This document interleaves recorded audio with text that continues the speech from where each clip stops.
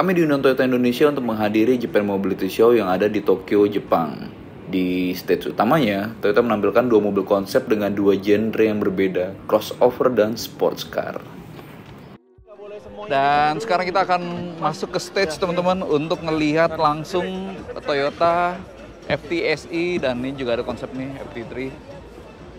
Nah, tapi yang akan sangat menarik buat saya yang ini teman-teman.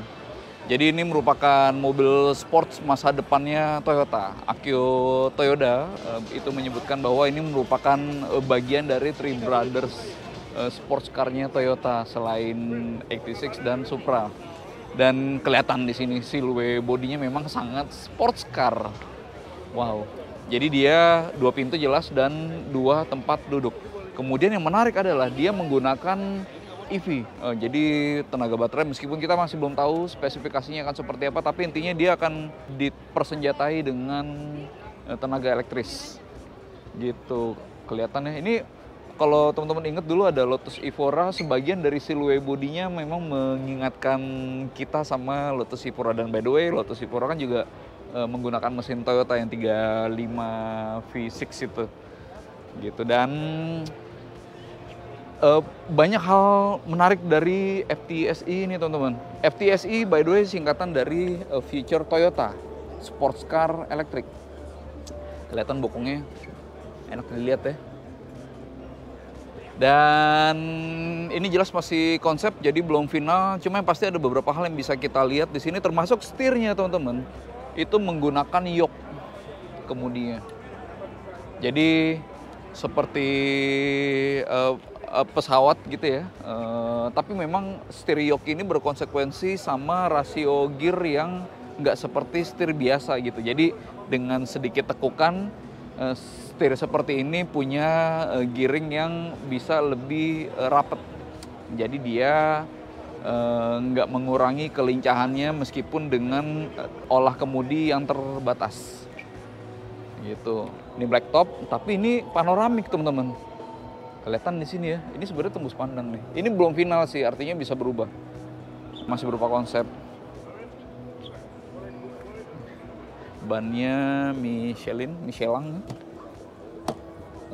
ring 20, 265, 35 ring 20. Begitu.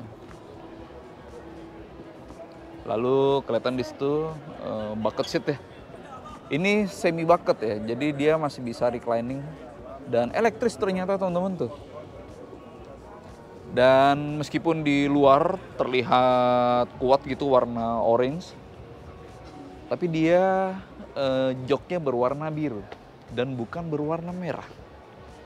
Karena bagi banyak car enthusiast, merah itu identik dengan racing kan. Gitu, tapi kalipernya tetap berwarna merah. Dan GR Gazoo Racing.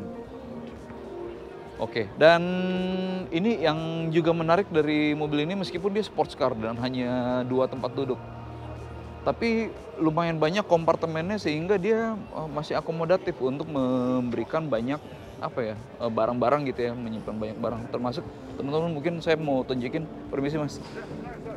Kelihatan di sini ya, ini masih ada ruang loh. Ini kalau buat naruh koper cabin size masih cukup, termasuk yang di bagian belakang. Gitu, ini joknya. Oh, oke. I'm sorry. Jadi tadi saya refleks menyentuh dan ternyata nggak boleh, tapi sudah minta maaf. Dan ini ternyata masih dengan cermin. Meskipun bentuknya sangat sporty gitu ya, aerodinamis juga, tapi dia masih dengan cermin. Seperti halnya mobil sport atau Halo. mobil kencang. Halo. Ini dengan Mas Sony. Dan kelihatan dari depannya pun juga sangat menarik teman-teman, termasuk juga format dari lampunya. Gesekan angin jadi tuh. unsur lancip. Ini salah satu handicap dari mobil konvensional adalah mobilnya tuh butuh butuh akses udara untuk mendinginkan sistem pendingin, terutama untuk mesin gitu ya, atau untuk pendinginan rem gitu misalnya. Tapi ini elektrik teman-teman, artinya grillnya misalnya itu nggak perlu bolong. Jadi secara aerodinamika dia punya kesempatan untuk lebih baik karena ya panelnya bisa ketutup. Kalaupun ada misalnya tekstur yang misal bolong gitu ya, itu bisa jadi hanya untuk keperluan dekorasi estetika. Tapi secara teknikal dia nggak butuh, sehingga sekali lagi secara aerodinamika potensial lebih baik gitu. Ini teman-teman kelihatan di sini ya, ini bentuknya tuh.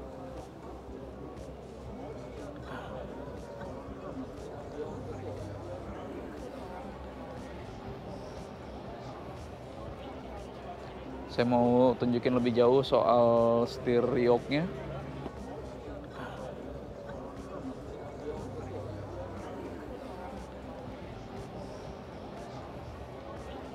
Joknya teman-teman, ini elektris nih.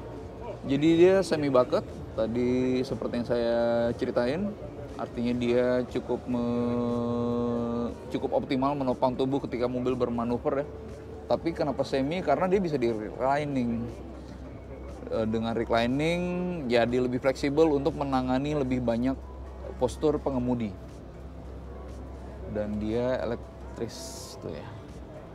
Gitu, lalu setirnya saya mau coba masukin kameranya. Ini kalau kelihatan dari, jadi ada dua layar di kiri sama kanan, lalu kemudian ada panel instrumen yang besar di bagian tengah. Gitu, lalu di bagian atap ada kaca tembus pandang tapi nggak bisa dibuka sih. Joknya Recaro teman-teman.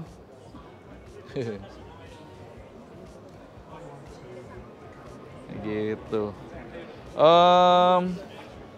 Dia sekali lagi merupakan bagian dari 3 sports car, 3 brothers yang ada di Toyota 86, Supra, dan mestinya termasuk ini. Jadi DNA yang dia berikan sudah terlihat bahkan dari tampilan eksteriornya. Kita belum tahu spesifikasinya akan sepotensial apa, tapi dari tampilannya kita bisa mengerti kalau ini adalah mobil yang sangat sporty ya.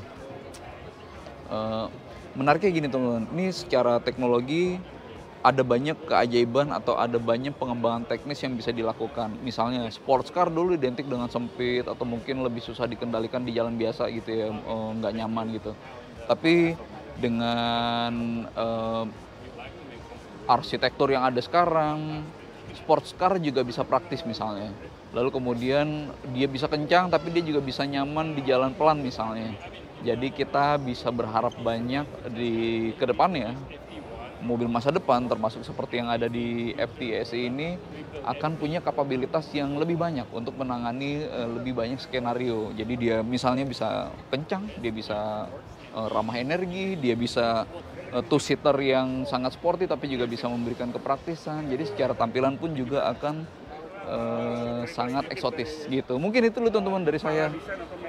Nanti kita akan bahas lebih jauh mobil yang lain di Japan Mobility Show ini. Terima kasih sudah menonton dan sampai ketemu di video Grid Auto berikut.